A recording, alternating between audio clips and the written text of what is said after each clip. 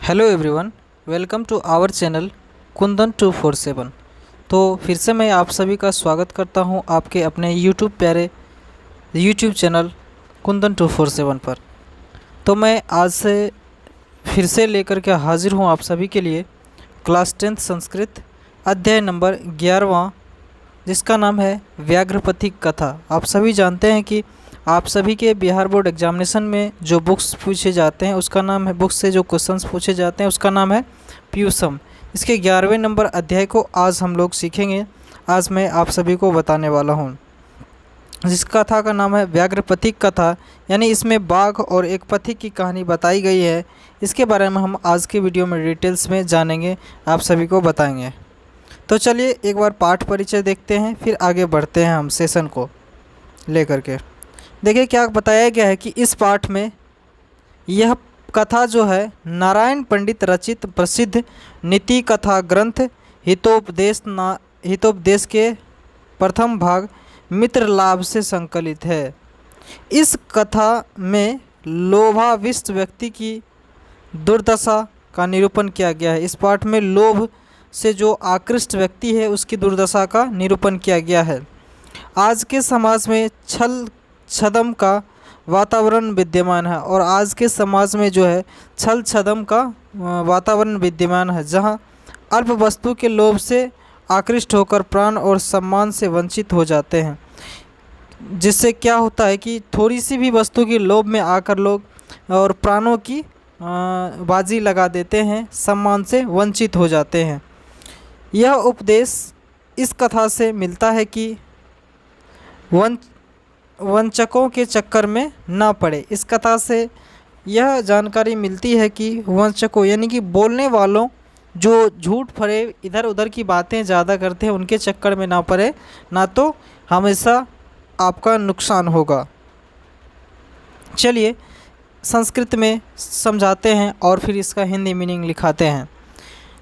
कहता है कि अयम पाठः नारायण पंडित रचितस्य हितोपदेश नामकस्य नीति कथा ग्रंथस्य मित्रलाभ नामक खंडात संकलितः। यह पाठ जो है, यह पाठ नारायण पंडित द्वारा रचित हितोपदेश नामक नीति कथा ग्रंथ के मित्रलाभ नामक खंड से संकलित है। यह कौन से खंड से संकलित है? मित्रलाभ नामक खंड से संकलित है। कौन सा किसके द्वारा रचित है यह पाठ रचित है नारायण पंडित के द्वारा रचित है। और कौन से उपदेश से लिया गया है? हितोपदेश नामक ग्रंथ से लिया गया है। नेक्स्ट है हितोपदेशे बालका नाम मनोरंजनाय नीति शिक्षणाय च नाना कथा पशु पक्षी संबंधाय श्रावितः। मतलब ये पाठ जो हितोपदेश है, हितोपदेश में बालकों के मनोरंजन के लिए और नीति शिक्षा के लिए अनेक कहानियाँ पशु पक्षी से संबंधित है। हितोपदेश में बालकों जो बच्चे नन्हे मुन्ने होते हैं उनके मनोरंजन के लिए, नीति शिक्षा के लिए अनेक कहानियाँ पशु पक्षी से संबंधित बताए गए हैं इस हितोपदेश नामक ग्रंथ में। प्रस्तुत कथायां लोभस्य दुष्परिणामः प्रकटित। अर्थ प्रस्तुत कथा में लोभ के दुष्परिणाम का प्रकट किया गया है। प्रस्तुत कथा में लोभ के दुष्परिणाम जो होते हैं इसको प्रकट किया गया है, बताया गया है। पशु पक्षी कथा नाम मूल्यम मानवानां शिक्षार्थम प्रभूतम भवति इति एतादृशी भी कथा भी ज्ञायते। कहता है कि पशु पक्षी की कहानी का महत्व जो है मानवों के शिक्षा हेतु अचूक होता है। पशु पक्षी की कहानी का महत्व मानवों की शिक्षा हेतु अचूक होता है। कहानियों से ज्ञान होता है, और इस कहानियों से क्या होता है? मानव में ज्ञान होता है। मानव के में प्रेरणा स्वरूप ये कहानियाँ होते हैं। कश्चित वृद्ध व्याघ्र स्नान कुशस्तः सरस्तीरे ब्रूते भो पंथा इदम सुवर्ण कंगणम गृह्यात्। कोई बूढ़ा बाघ स्नान कर कुश हाथ में लेकर तालाब के किनारे बोल रहा था। कोई बूढ़ा बाघ क्या हो रहा था, क्या हुआ कि कोई बूढ़ा बाघ स्नान करके और कुश हाथ में लेकर के तालाब के किनारे बोल रहा था कि ओ राही, यह सोने का कंगन ग्रहण करो। और बोल रहा था कि हे राही, तुम यह सोने का कंगन ग्रहण करो। ततो लोभा कृष्टेन केन चित्तपान्थे नालोचितम भाग्ये नेत संभवति किम त्वस्मिन् आत्मसंदेहे प्रवृण्या विधेया यतः। फिर क्या हुआ कि इसके बाद लोभ से आकृष्ट होकर किसी राही के द्वारा सोचा गया और रास्ते में जा रहे एक राही ने के मन में उस बाघ के द्वारा जो बोला जा रहा था कि हे राही, इस सोने के कंगन को ग्रहण करो, तो एक राही जो है उसके मन में लोभ का भावना जागृत हुआ और उसके द्वारा सोचा गया कि भाग्य से ही ऐसा मिलता है कि किसी को सोने का कंगन मिल जाए, ऐसा भाग्य से ही मिलता है। किंतु यहाँ आत्मसंदेह है, किंतु राही के द्वारा सोचा गया है कि यह आत्मसंदेह है, आत्मसंदेह की स्थिति में कार्य नहीं करना चाहिए। और कहा जाता है कि जब भी आत्मा संदेहजनक स्थिति में हो उस टाइम कोई भी काम नहीं करना चाहिए, दिमाग को स्थिर करके हमेशा आराम में लग जाना चाहिए। आत्मसंदेह के समय किया गया कार्य क्या होता है, क्योंकि अनिष्टादिष्ट लाभे अपि न गतिर्जयते शुभा यात्रास्ते विष संसर्गो अमृतम तदापि मृतवे। अर्थ कहा जाता है कि जहाँ मंगल की आशंका होती है वहाँ जाने से व्यक्ति को परहेज करना चाहिए। कहने का अर्थ होता है कि जहाँ मंगल मतलब जहाँ अमंगल मतलब कि वहाँ कुछ नुकसान होने वाला होता है, वहाँ जाने से व्यक्ति को परहेज करना चाहिए। लाभ वही होता है जहाँ अनुकूल परिवेश होता है, लाभ वही होता है जहाँ अनुकूल परिवेश होता है।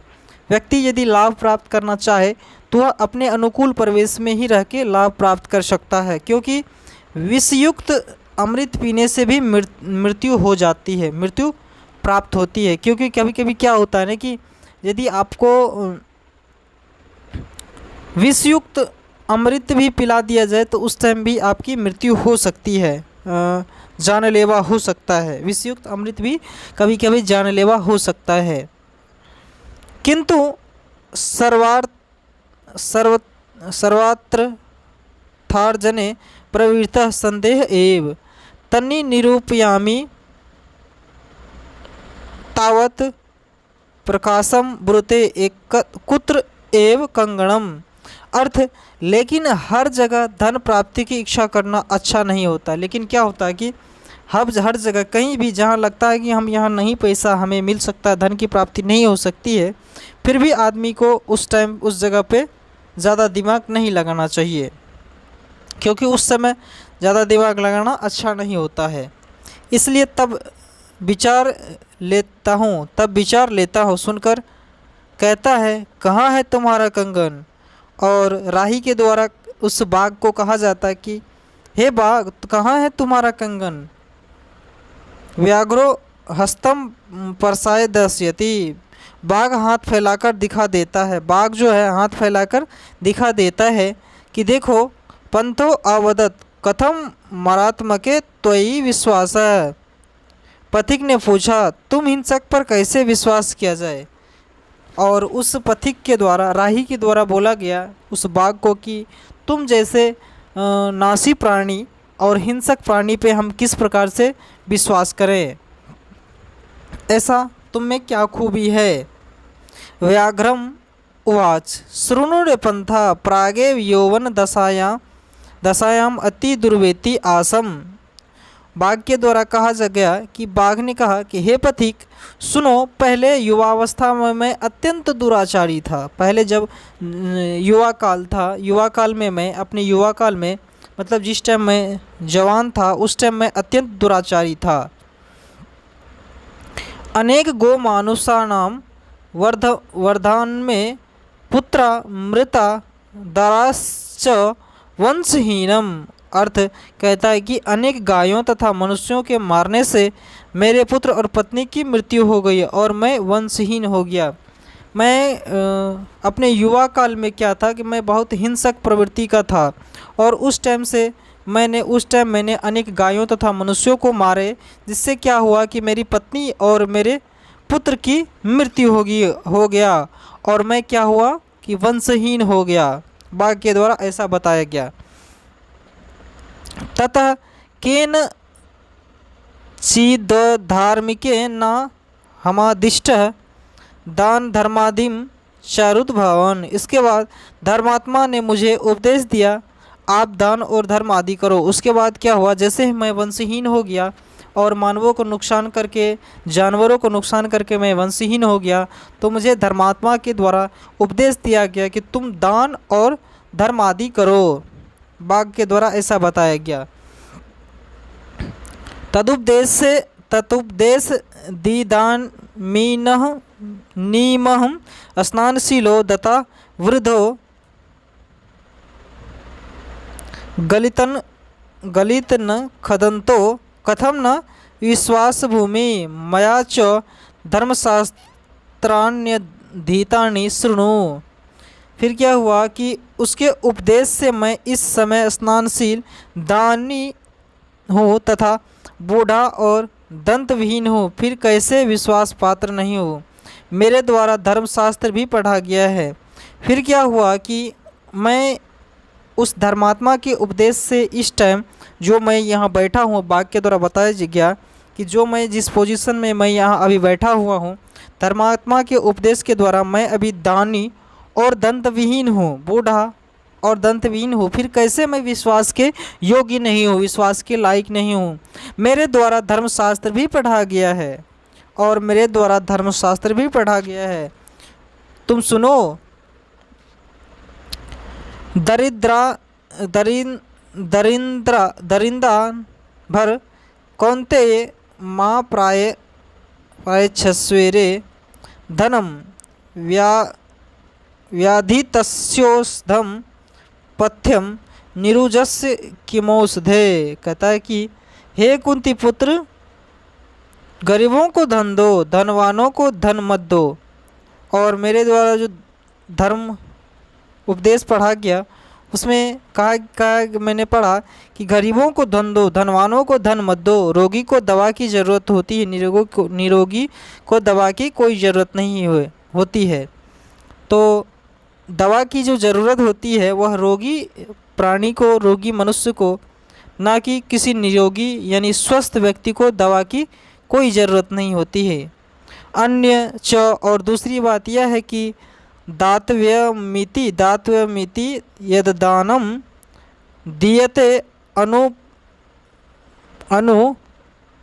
अनुपकारिणे देशे काले च पात्रे च तदाणाम सात्विकम विदु। कहा जाता है कि, और दूसरा है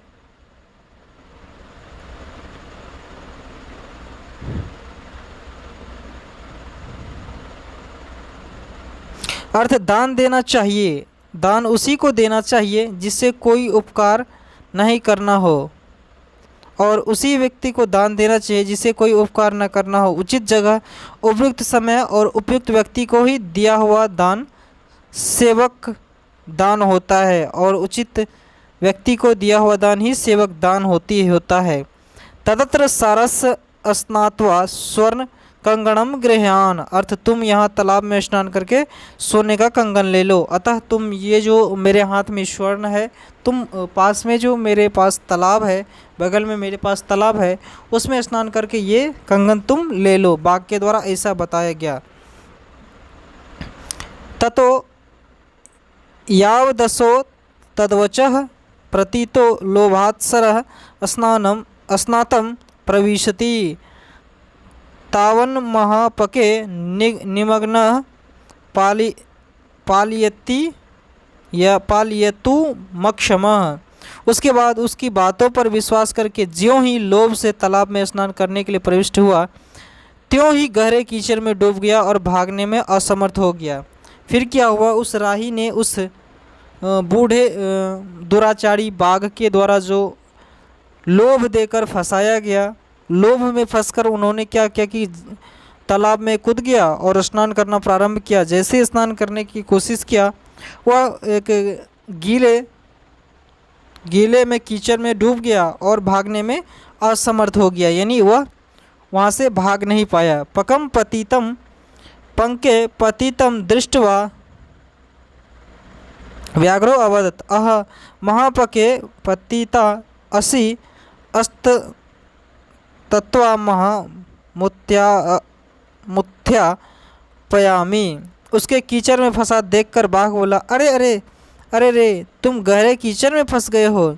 और उस पथिक से बोला कि अरे तुम तालाब में गहरे कीचड़ में फंस गए हो, इसलिए मैं तुम्हें निकाल देता हूँ और मैं तुम्हें निकाल देता हूँ।